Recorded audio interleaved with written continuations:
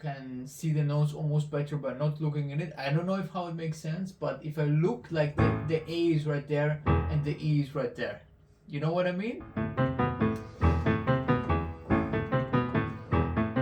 Welcome to this video, everyone. Now we are 2 weeks out, so yesterday and the day before I did do some practice on Brahms. It's just there was so little time, so I just didn't have time to set up the camera. But I did go through the variation 14 a lot. I think the variations are slowly sort of starting to work.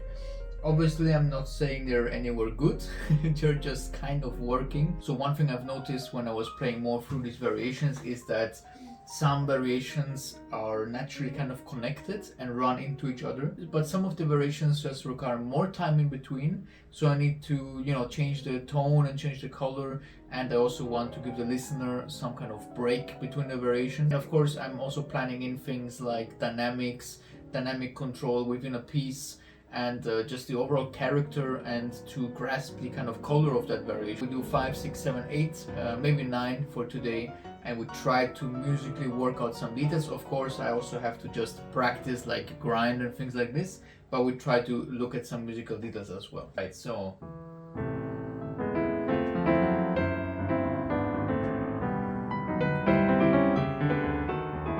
okay, I don't like the balance of my hands at all.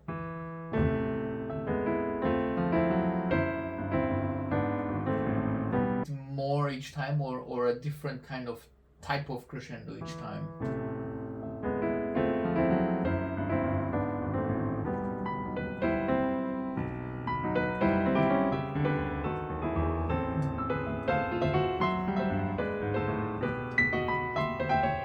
That was way too loud.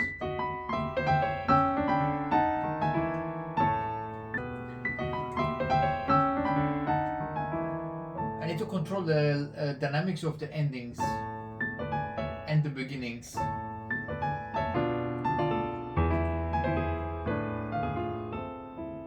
Okay, in terms of dynamic, the second repeat probably just way softer.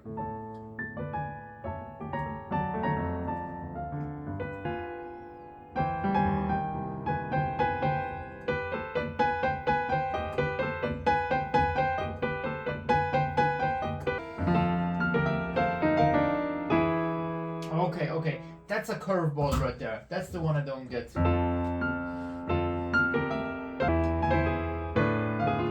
You know what you do with curveballs? You practice them and you repeat them so many times until you understand them.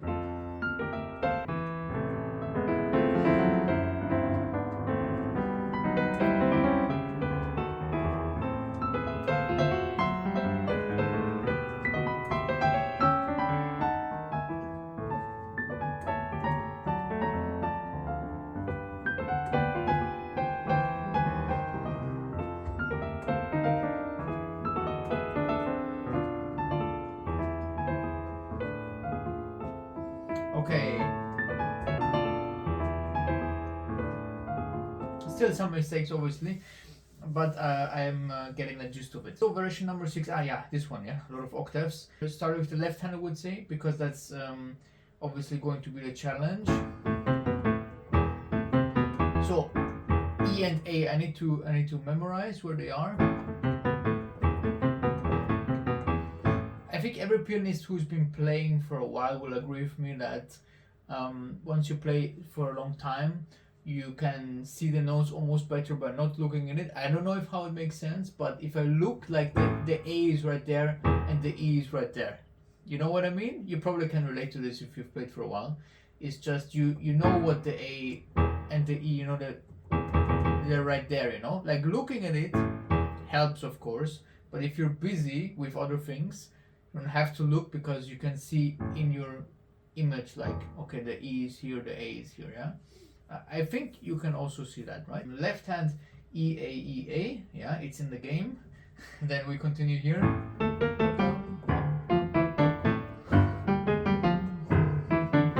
So these are a bit more difficult,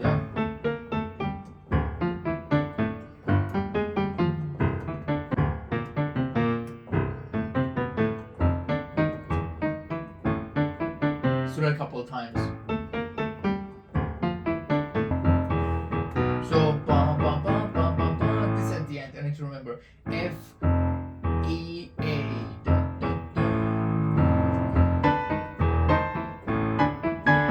Of times.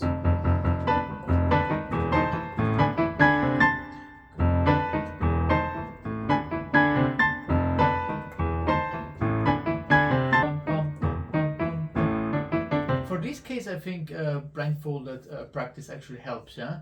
Improves accuracy. So let's do that a couple of times, if I remember all the notes. So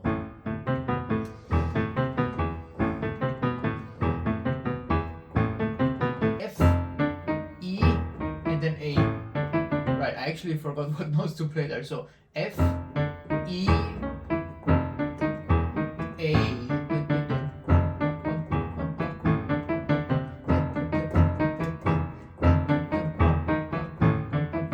Because the truth is, in a fast tempo, you don't even have time really to look at what you're doing, right? So doing it blindfolded does help.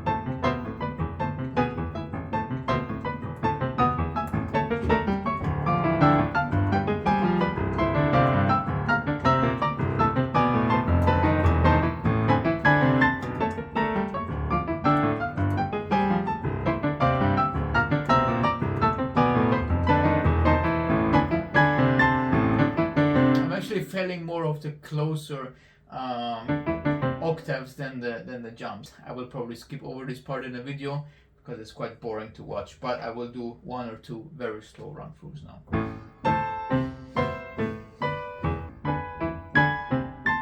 Okay, and then this variation attacks to like attacker, yeah, to that one. It doesn't attack it. Yeah, sorry, that sounded wrong.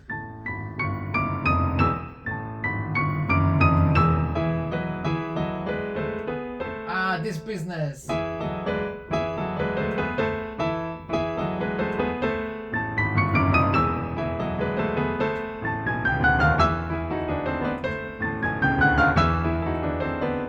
Let's do that a couple times, yeah.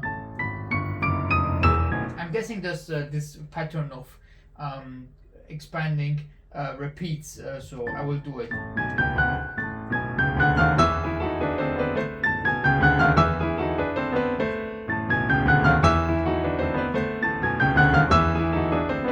Also, I think can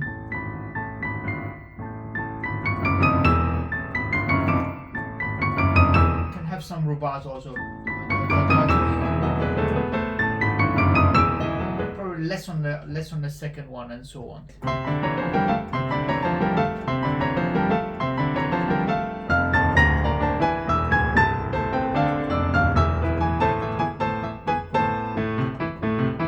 Okay. Let's do that second half slowly.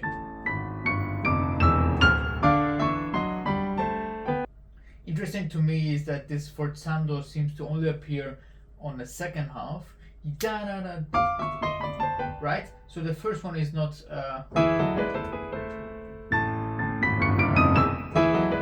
but only from the second half, so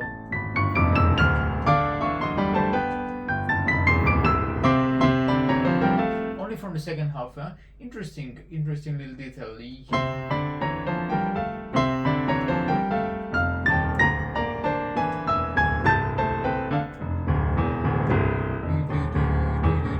It's like these are their own individual voices and ideas. They just get interrupted by the other idea.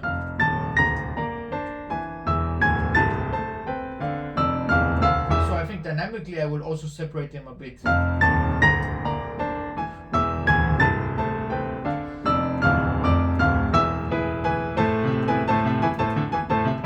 To create this kind of 3D, three-dimensional sound.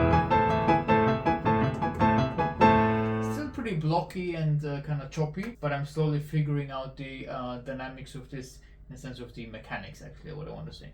Seamlessly from variation 7. So let's try it half tempo.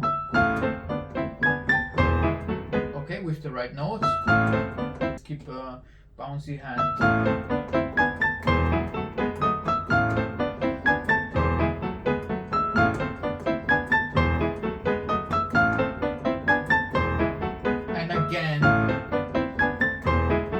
Scary.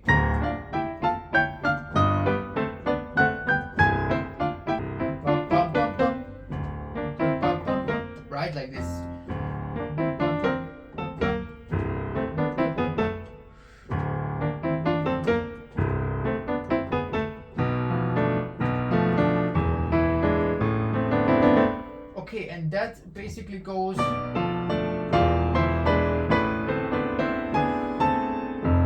into variation 9 seamlessly, similar to 7 to 8. To practice that the middle voices have enough quality, singing quality in them.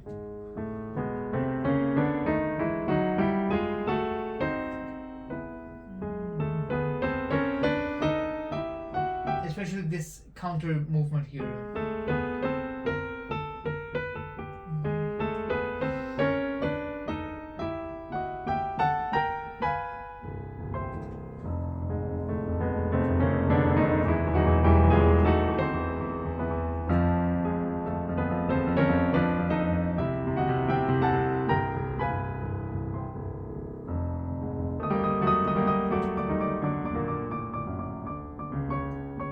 Oh no, no, no, no, this is completely missing.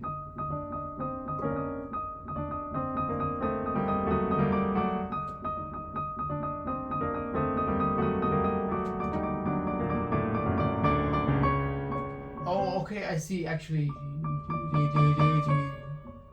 And then subito pianissimo.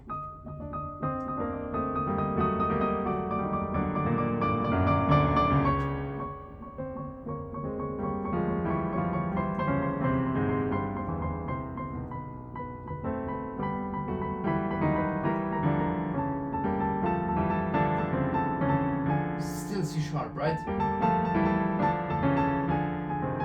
And then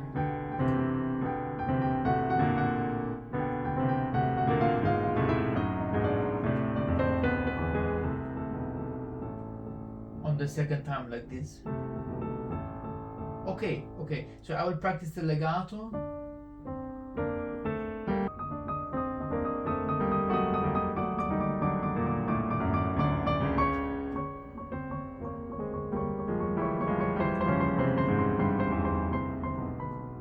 Game plan here is we're 2 weeks out now, and we will go through all the variations again in this type of cycle, and then we will go backwards, so from the last variation to the first one, and then we will make a list for next week, which variations need the most drilling for the last week up to the performance. Thanks for watching again, and I'll see you next time. Keep practicing.